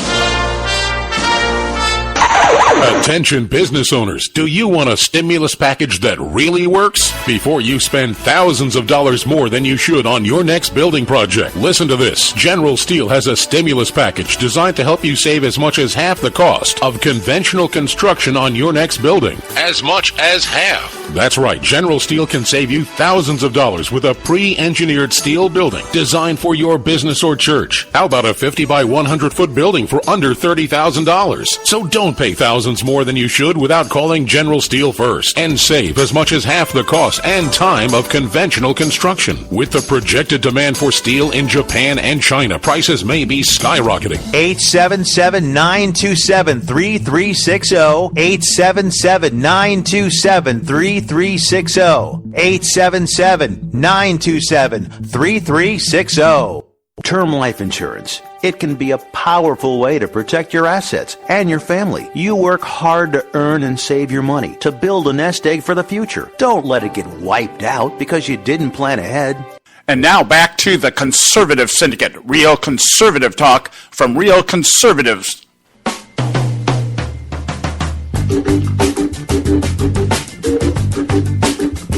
Well, see, this is what happens when you let me control everything. I push buttons and stuff happens. But that's okay. Joe Hayco's here on the Conservative Syndicate. And soon, hopefully, we'll have Scott Faulkner coming in. I've come in just a little bit early on that, but that's okay. We'll just roll with it. We'll adapt. We'll overcome. That's what we do here. We'll adapt. We'll overcome. It's fun. I just love doing that. I don't know if you've watched a little bit, but the last few weeks of the Obama administration has been really fun to watch, especially since Barack Obama decided to have Joe Biden go out and give him the Congressional Medal of Freedom. Presidential Medal of Freedom, congressional. Oh, yeah. And he surprised Joe with it. Oh, it was a big surprise, Joe. It was like, yeah. But Joe Biden decided to go out and give us an epic speech about warns that progressive democratic world order is at risk of collapse. Oh, my goodness. How horrible can it be? Say it's not so, Joe. At the Davos World Economic Forum. It should be one of those things that make you get excited and go, ooh, you're not quite feeling good about that. But really what Biden was going, and this is from CNBC, by the way, so if you think I'm just picking on conservative sites, I don't think CNBC is a very conservative site, to be quiet. But Biden delivered an epic final speech this was Wednesday, to the elites of the World Economic Forum in Davos, Switzerland. The gist of his speech was simple. At a time of uncertainty, we must double down on the values that made Western democracies great and not allow liberal world order to be torn apart by destructive forces. You mean like destructive forces like having sovereign borders and not allowing just people to walk freely into your nation and use the benefits that are usually entitled to citizens, and you just give them to anybody. That kind of destructive forces there, Joe? Is that what you're trying to say? Oh, no, but Putin, Joe went after Russian President Vladimir Putin by name. Said he was using every tool in his power to whittle away at the European project. I didn't know Europe was a project. The European project, really. From what I can remember, Europe's been around for, I don't know, more than a couple years. Yeah, more than a couple years. Oh, my goodness. Excuse us. This is Scott Faulkner. Scott, are you there, sir? Yes, I am. Oh, ladies and gentlemen, Scott Faulkner here. Scott Faulkner here on the Conservative Syndicate. Scott, I was just talking about Joe Biden warning that the end is near at his speech over in Davos, Switzerland, and basically saying it's Putin's fault and look out, everybody, the end is coming, and if you don't stop these people from being nationalistic and such, the liberal, how do you put it? The liberal world order will be torn apart, which is exactly what I'm hoping for. Absolutely, zombie apocalypse. If it was only true. So don't have a red car, right? Because zombies like red. So how you doing, Scott? I'm real fine. I've been enjoying the first day of the Trump inaugural celebrations, and a lot of great moments already. Yes, I'm getting pumped more and more. I'm getting psyched up, and I've been saying on the show. Can you feel it? Can you feel it? It's something in the air here, brother. I'm telling you. I haven't seen this much energy in the real conservative movement since really Reagan's first inaugural. So it's really that special for a lot of us.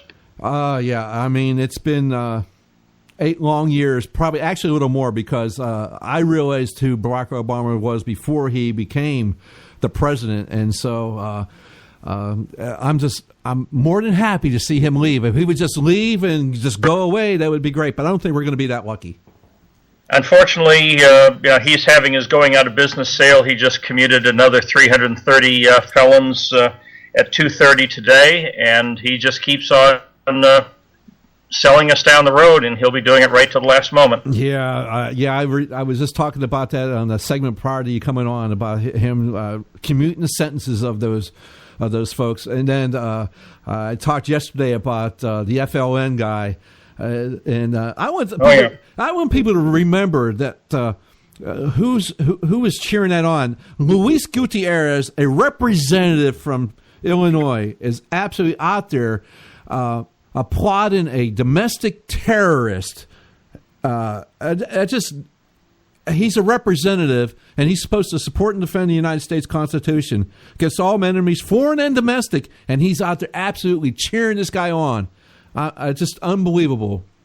And again, one of Obama's other going-away presents was he signed an agreement with Cuba to not have extradition. So all of the cop killers and others who are sitting in Cuba, we cannot go after legally. So once again, he's just doing things right up to the last minute. It's unheard of. Oh, yeah, absolutely. Yeah, I know who you're talking about. I can't remember that individual's name. It's a female cop killer, if I do recall. That is correct. Yeah, and I can't remember her name, but yeah, she's been hiding out in Cuba for quite a while. But, you know, absolutely. But Barack Obama said that, well, Cuba doesn't have to do a darn thing to change their ways. We'll just accept them for who they are now and just move on. Yeah, and no, it's just absolutely really something. As we said the other day, abomination. It's just, and the other part is that Obama wants to do something very different and unfortunately very undemocratic and un-American to every other former president. He wants to act like a backbencher opponent, like in the British Parliament or some other parliament in Europe. Yeah. He doesn't want to go away. He wants to lead the opposition.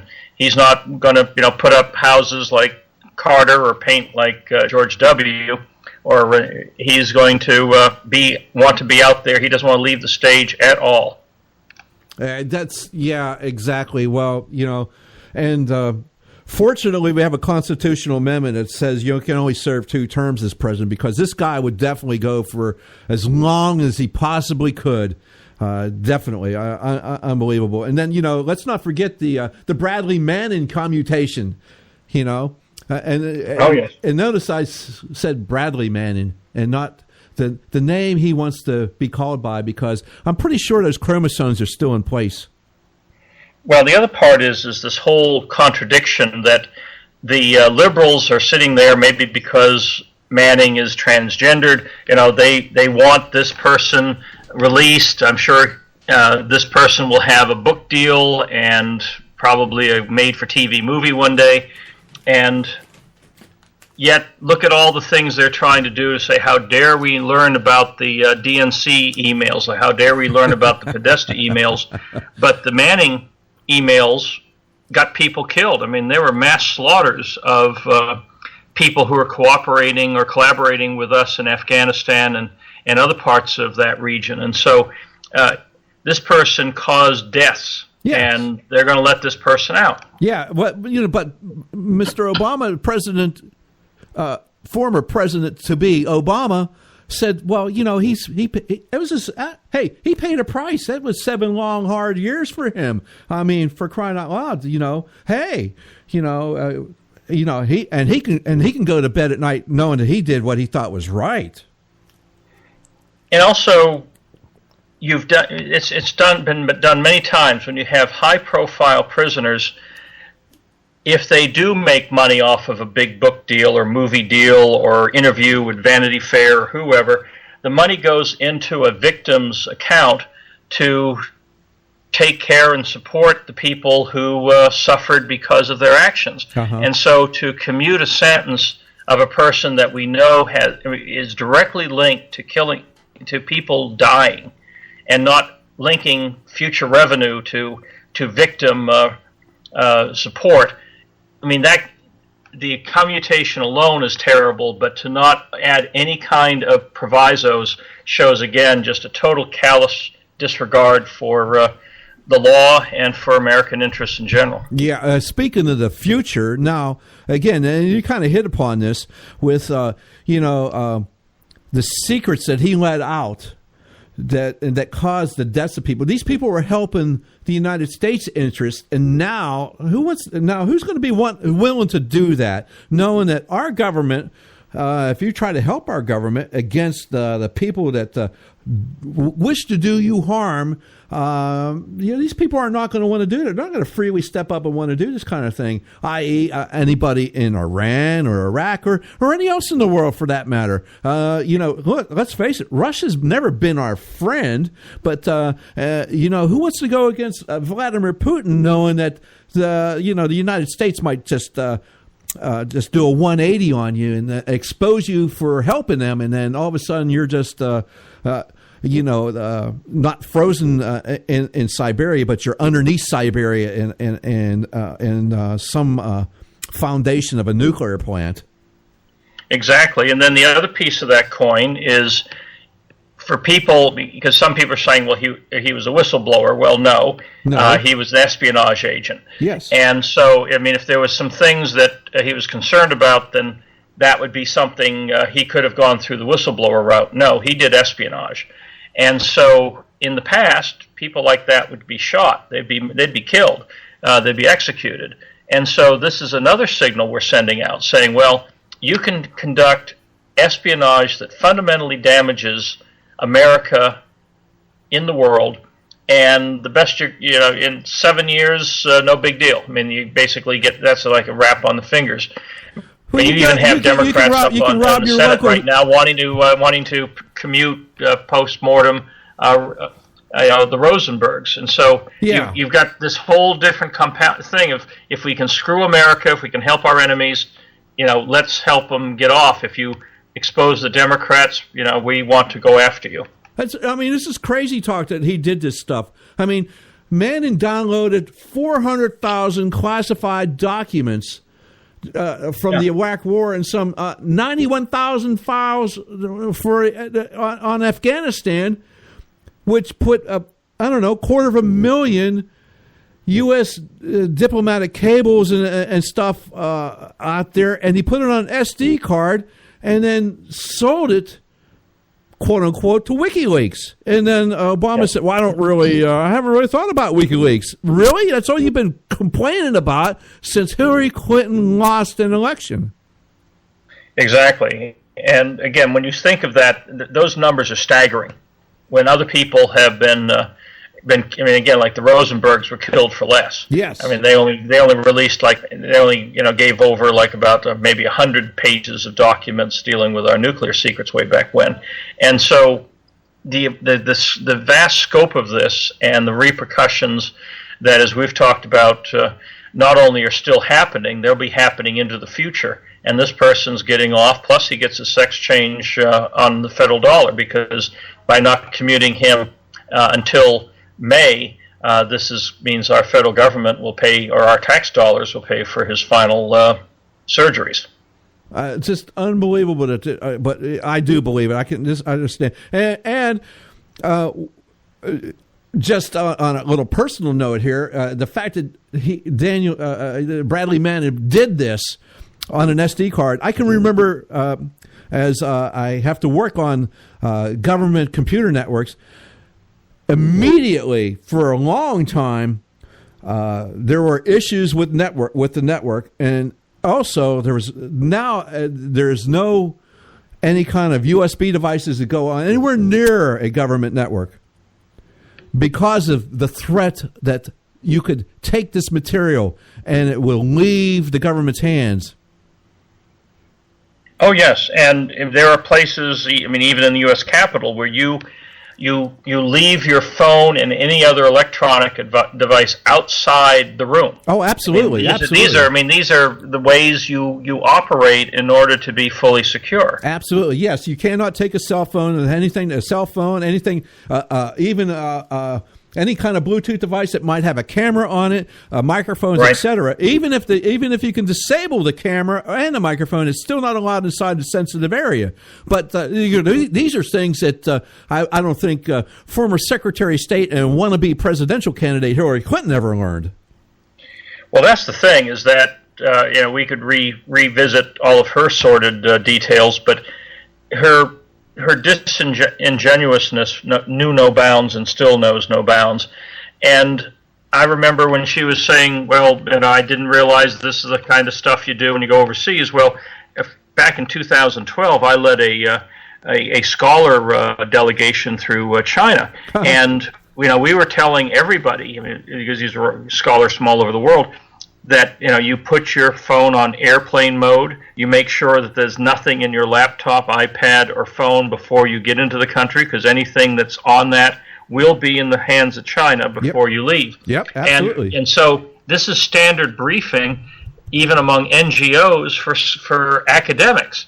And so for her to talk as if she never heard of this stuff, that really was, she's either lying through her teeth or stupider than anyone thought. I think it was I think it was lying through her teeth, Scott, honestly. Yeah. Exactly. She was the person that was, again, not to rehash it again, but she was the person that was creating the sensitive material. Exactly. Because just the position she was in as Secretary of State, she was creating it, and so the minute she would do anything, it would be classified material, and so just unbelievable. And the reporting on it, and I think that goes to you. I was looking at your article in Newsmax about the media and how the media is not quite. Forthright, let's just say forthright. And so maybe we can talk a little bit about your article when we come back, because we're going to have to take a break here in just a short bit here. So, all righty. And then if you got anything else, we'll talk about that. But we're going to come up on our break now. So, and like you, I was watching it on a separate monitor here, the inauguration, the concert at the Lincoln Memorial. I am getting psyched. I can't wait for tomorrow to happen. So, hey, Joe Hayco's here with Scott Faulkner here on the Conservative Syndicate. We got to pay some bills, and then we'll be right back. Talk Radio, WRS Cleveland. Hey, I'll make you a deal. Give me 60 seconds, and I'll give you directions to the Fountain of Youth. Okay, I'm joking. Well, kind of joking. No fountains, but youth, I got Nature's Youth and their premier anti-aging product, Nature's Youth RSF. With your sensible diet and exercise plan, Nature's Youth RSF can help you look and feel better. RSF is an all-natural amino acid supplement that supports your body to naturally increase HGH levels without any synthetic hormones. And elevated HGH levels can contribute to increased energy, improved libido, reduced body fat, and improved exercise capacity. Let's be honest, who doesn't want to look and feel younger? Visit the newly designed website at naturesyouth.com or call 800-333-6923. That's 800-333-6923, and like them on Facebook, and you'll be included in contest and exclusive offers. What a deal. Oh, speaking of deals, my time's about up. 800-333-6923 or naturesyouth.com. Who needs a fountain anyway? Call today. Extend your life with Extendovite. When I had a heart attack at 42, I was not sure what the future held. But a year later, the doctors could find nothing wrong with me and took me off all my medication. What did I do? I took a herbal mixture of garlic, cayenne, and a few other herbs mixed in liquid form. I now call this Extendovite. I would have never believed that a few simple herbs could actually change my life like they did. Now it's your turn to see what the powers of garlic and cayenne can do for you. For only $69.95 plus shipping and handling for a 2-month supply of either capsules or liquid, you too can begin on your path to better health. For more information, call 1-877-928-8822. That's 1-877-928-8822. Or visit our website at heartdrop.com. Extend your life with Extendovite. I've owned my company for 14 years now, and I can tell you that payroll is a 4-letter word. I hate doing it. It eats up hours I don't have, and it costs me money I could be saving.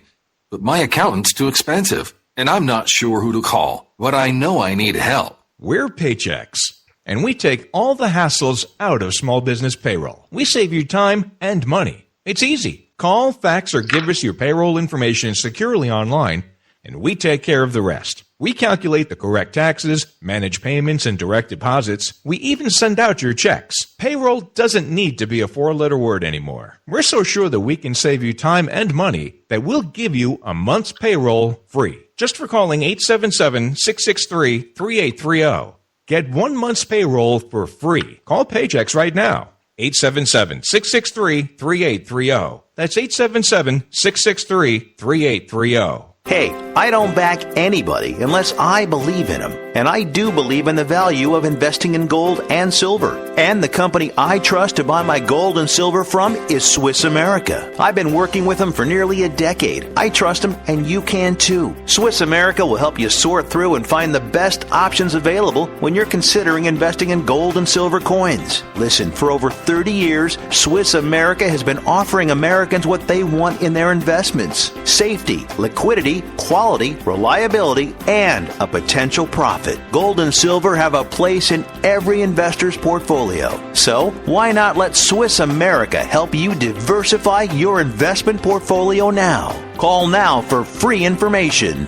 800-978-3907, 800-978-3907, 800-978-3907, 800-978-3907. Individuals and businesses with tax problems, listen carefully. Do you feel like you're losing control of your finances? If you owe over $10,000 in back taxes or have unfiled tax returns, we can help you take back control. The IRS is the largest and most aggressive collection agency in the world, and they can seize your bank accounts, garnish your paycheck, close your business, and file criminal charges. Take control of your tax problem now by calling the experts at U.S. Tax Shield and take advantage of the Fresh Start program and new laws that may allow us to negotiate a settlement for the lowest amount possible. Our team of tax attorneys and enrolled agents can stop collections and get you protected so you can take control of your financial future. U.S. Tax Shield offers a price protection guaranteed quote to get you protected today. U.S. Tax Shield is A+ rated with the Better Business Bureau, so call now. 800-380-2906. That's 800-380-2906. U.S. Tax Shield. 800-380-2906. Am I not speaking English? The Conservative Syndicate.net, where we speak only one language, American. Yeah, absolutely. We're speaking American here. Joe Hakos with Scott Faulkner here on the Conservative Syndicate. Glad that you could be with us. Go to the website, the Conservative Syndicate, all one word, .net. Yeah. Come and see us. Come and enjoy it. Share it with your friends. Share it with your enemies. If you got some liberal relatives, share it with them. That makes a good dinner conversation. Gets everybody all riled up and makes the food digest better, I think. Okay, hey Scott, I was looking at your article over there at Newsmax, man, and it's like thank you. Media leads in denial over being Trump. Good play on words. I like that. Absolutely. Well, Trump is reinventing the way the presidency works. He reinvented the way the campaign runs and the transition runs, and it's long overdue, especially on the media. I mean, he's talking about removing the media from the White House, probably having the auditorium on the 4th floor of the old executive office building next door be the place for briefings, which means you have about 700 people credentialed to the White House press corps, and only about 70 fit in the current briefing room, which means the people like MSNBC and CNN that only gets 800,000 to 1 million views and visitors each day are sitting out there on the front row asking questions, and places like Newsmax that gets 10 million readers a day isn't even in the room. So there's something that needs to be redressed here.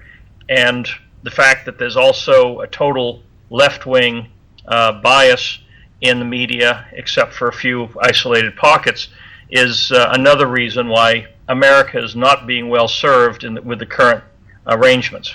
Oh, well, hey, let me play something here and see if this hits a nerve with you. This is from Obama's final press conference just the other day. See if this hits a nerve with you. I've spent a lot of time on in my farewell address talking about the state of our democracy.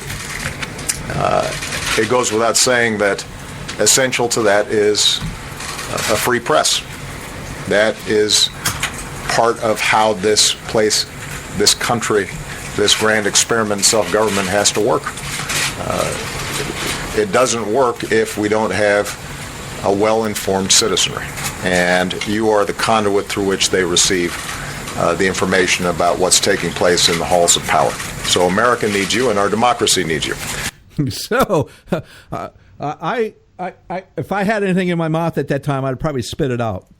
Well, I guess I would have ended his sentence with, like a hole in the head.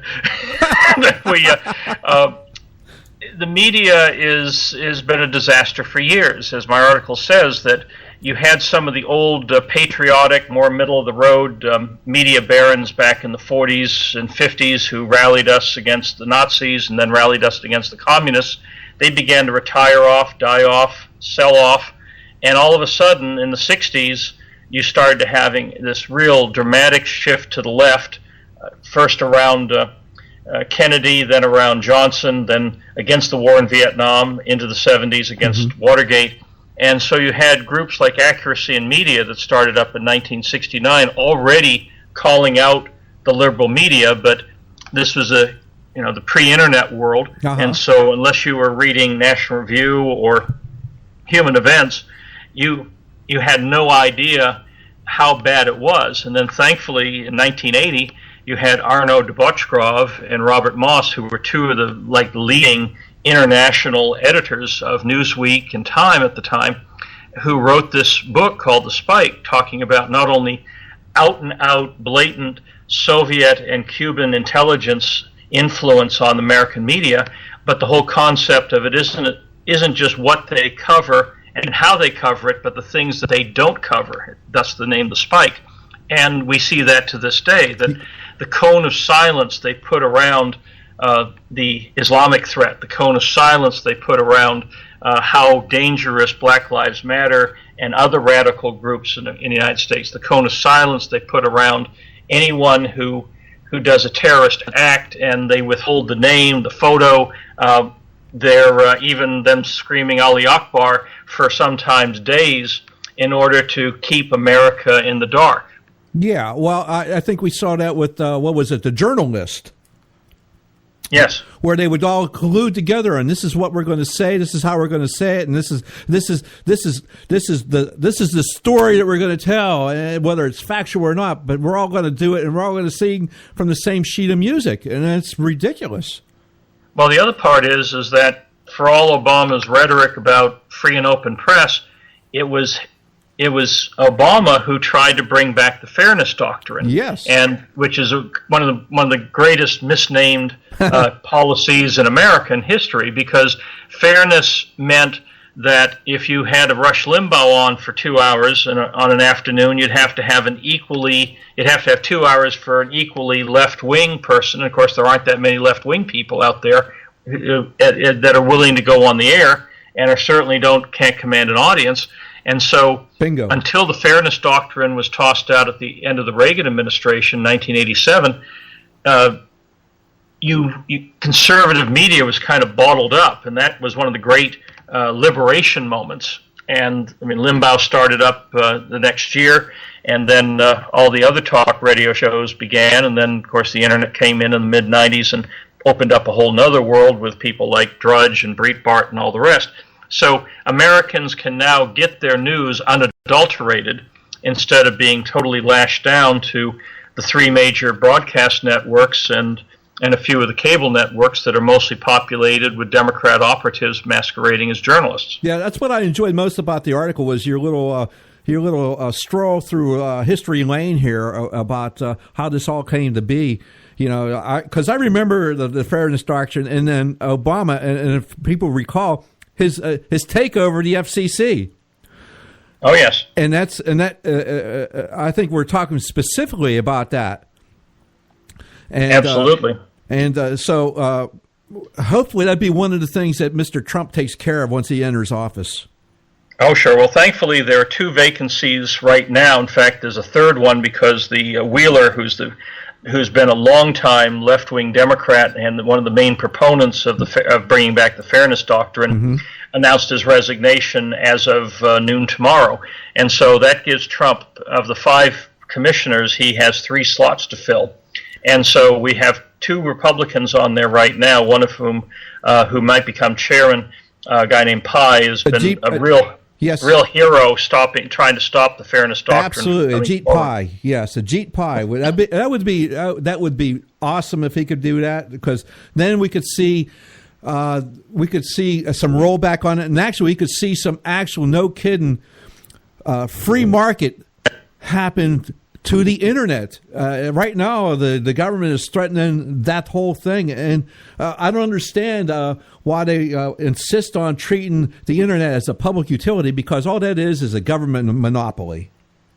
Absolutely. Well, the other thing is there's a lot of discussion, certainly during the Trump transition, of just abolishing the FCC. Oh. That when you go back to the 1983, Reagan got rid of the Civil Aeronautics Board, because a lot of people who are probably too young to remember that at one time air routes and even air fares were dictated by a government agency. And once that CAB was removed under Reagan, guess what? The market took over, and we now have more flights, more places, and more airlines than ever. And so the same thing could go with the FCC. As long as there's some registry, which could be done in the Patent and Trademark Office or or one of the technical units within Commerce, everything else is really the market. And yet the FCC, another one of these Roosevelt dinosaurs, is sitting there doing things that really the market should do. I'd love to see that happen. That'd be that would be just special, because I could just love to see this happen. But again, they have their allies sitting in the halls of Congress. Oh yes, and what was it? Reagan said closest thing to life, everlasting life on Earth is a government program. Absolutely. And so I don't. A lot of this, you're fighting not just an uphill battle, but you're fighting against the mountains pushing back on you.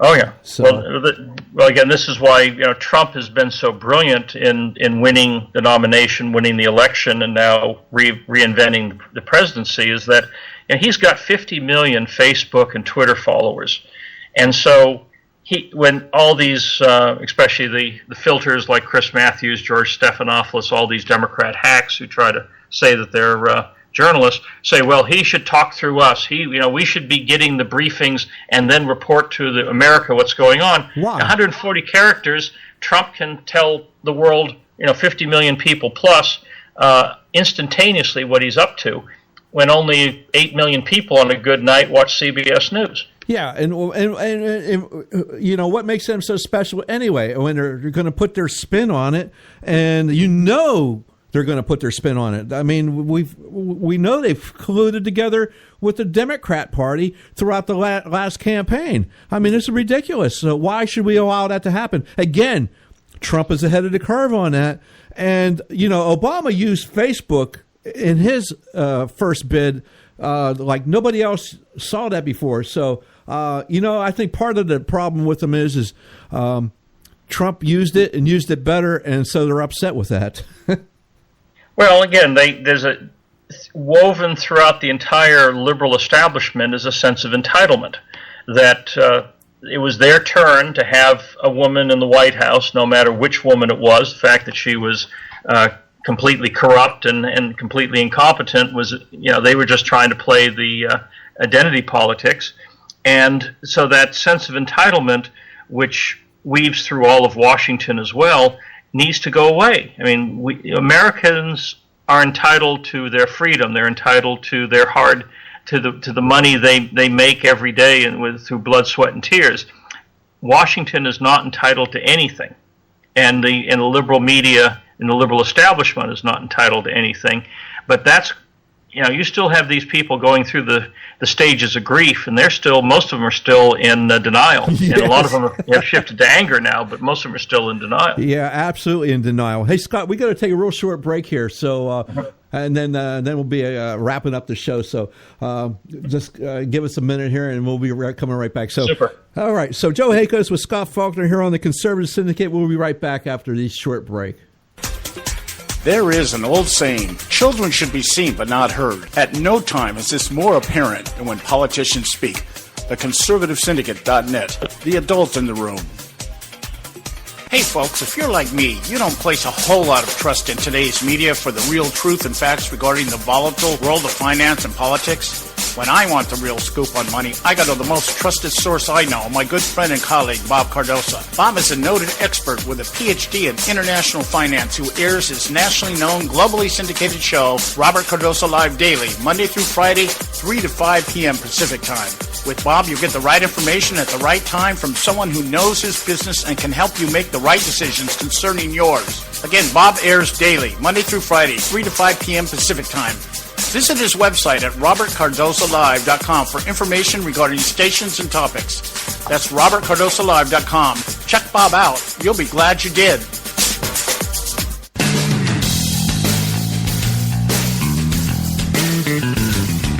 History affirms a vibrant civil society thrives on freedom of conscience, religion, and choice. Any society absent these qualities stifles individual responsibility and accountability, thus enslaving its people by denying them their potential for goodness, creativity, and altruism. To that extent, oppression, coercion, and totalitarianism are multiplied exponentially. To counter such outcomes, the American Freedom Alliance was formed. The AFA is a nonpartisan, non-aligned movement which promotes, defends, and upholds Western values and ideals. The Alliance strives to build an international coalition of citizens of the West who together promote and protect moral values, democracy, and freedom. To find out more and become part of this valuable asset in the preservation of freedom and all its rewards, contact us at AmericanFreedomAlliance.org. That's AmericanFreedomAlliance.org. Let freedom ring. And now back to the Conservative Syndicate, real conservative talk from real conservatives. Okay, all right. Let's get right back into it here. Joe Hakel's here with Scott Faulkner here on the Conservative Syndicate, and we're just talking a little bit about the media. And hey, let's move on. Let's get on. Where do you want to hit, Scott? You want to hit the swamp not playing nice, or do you want to go with those babies, those precious little snowflakes that don't want to play with Donald Trump? Well, I think it all kind of interconnects. Again, getting back to the entitlement issue, that the having Schumer standing up and trying to say that he wants to slow down the confirmation process. I mean, he doesn't have enough votes to stop anything, thanks to the Reid rule of the last few years under Obama, which means that you cannot filibuster any presidential appointee except for the Supreme Court. And so what blows my mind is that the Republicans have allowed him to basically dictate how to move forward. I mean, when you go back to 1981, when Reagan, the Senate the Republicans took the Senate for the first time since the mid-1950s. So coming into January 1981, Republicans were literally scrambling to organize the Senate for the first time in almost 2 generations. Yeah. And yet they were able to hold hearings and confirm every single one of Reagan's cabinet except for, I think, HUD. And so now the Republicans have been in charge of the Senate since 2014. They've had time to organize. They've known who these appointees have been since Thanksgiving, because Trump actually named them fairly quickly. And we just now today finally finished the first round of hearings on most of them, and they're talking maybe 2 people getting voted on for confirmation later in the afternoon tomorrow. And so Trump, unlike Reagan, is maybe will have 2, maybe 3 people in his cabinet confirm when he walks in the door on Monday morning, the 23rd. That is ridiculous, and shame on the Republicans in the Senate for letting Schumer dictate such things. Yeah, absolutely. I mean, Obama had 13 done in one day via voice vote. Yes.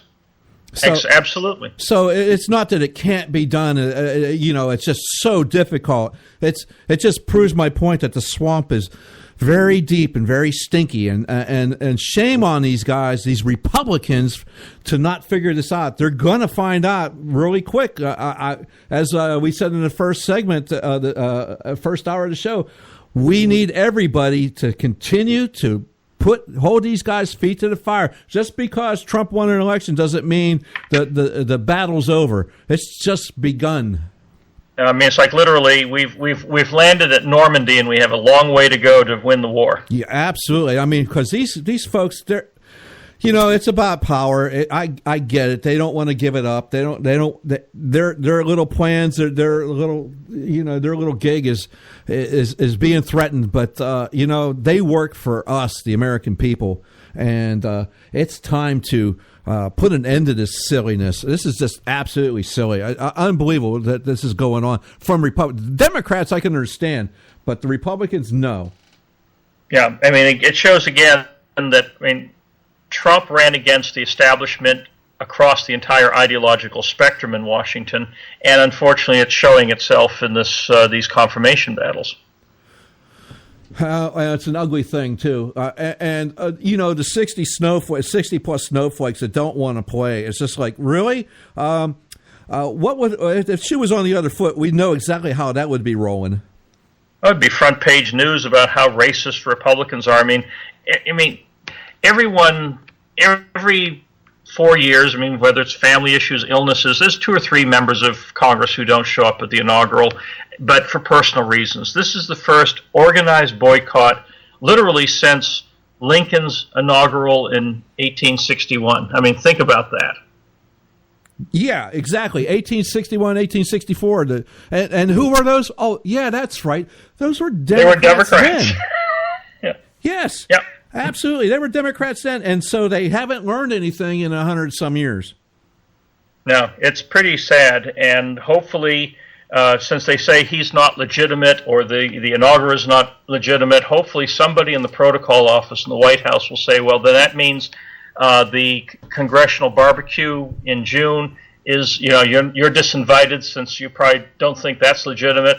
The next Kennedy honors, the next White House concert, we're not going to invite you to those. The next White House congressional Christmas party next December, I guess since you don't think I'm legitimate, we've lost your invitation. Hopefully they will pay a price for this. I'd love to see them pay a price for this. It wasn't never going to happen under Bush, and I don't recall if anybody was going to make them pay a price for any of their actions. So they definitely need to be, they're just whining little, like you said, entitled little children. And so they feel like they own the place, and that's got to stop. And again, there's many ways to show them who's boss, and part of it is just finally use the White House Protocol Office as another tool to enforce discipline for the Trump coalition and punish those who are working way outside of the bounds of normal democracy. Now, here's what I would suggest. Now, the Republicans aren't guilt-free in this either, so you can stand up to Ryan, and you can stand up to Mitch McConnell and say, get on board or get out of the way. The battle is going to be really waged over the budget because Trump is already talking about 20%. There's even in some of these departments and programs, you could probably wipe out the entire department or program. You could certainly wipe out, in some cases, 50 to 80% of the spending, and no one would notice because it's all eaten up in consultants and layers of bureaucracy in Washington.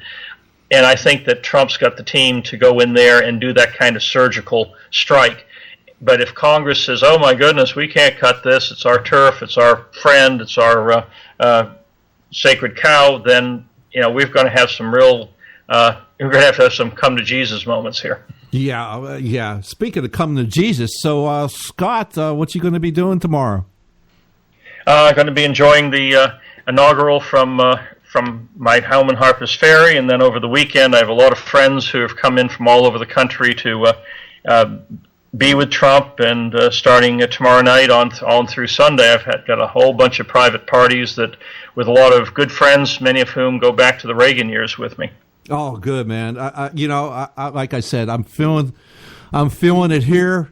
I'm going to be far away from it, but I'm going to be watching and talking about it tomorrow. I just can't believe it's going on. I just love the fact that it's happening, and I cannot wait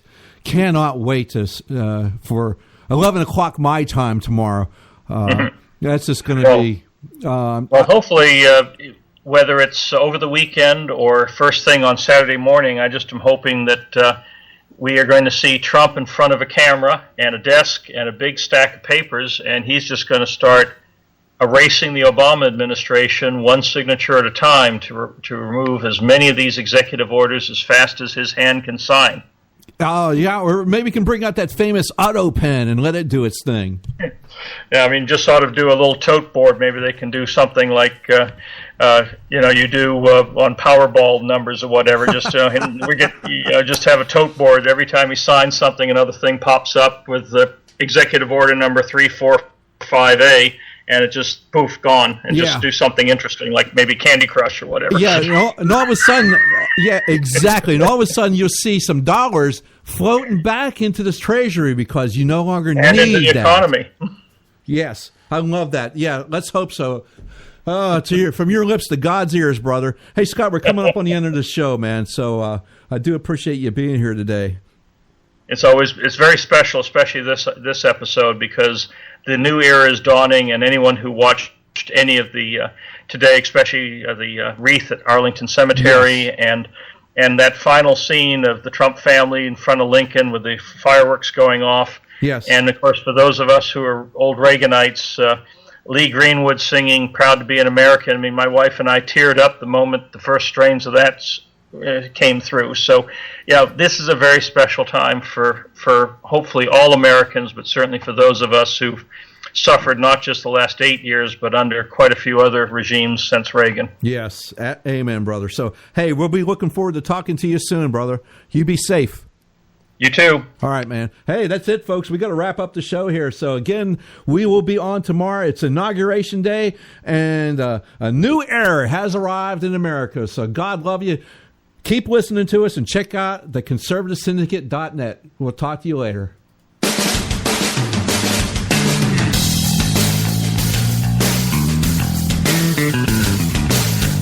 Thanks for tuning in to this edition of the Conservative Syndicate, the nationally acclaimed, globally syndicated, politically incorrect talk show that seeks to tear down the imaginary wall of separation between church and state.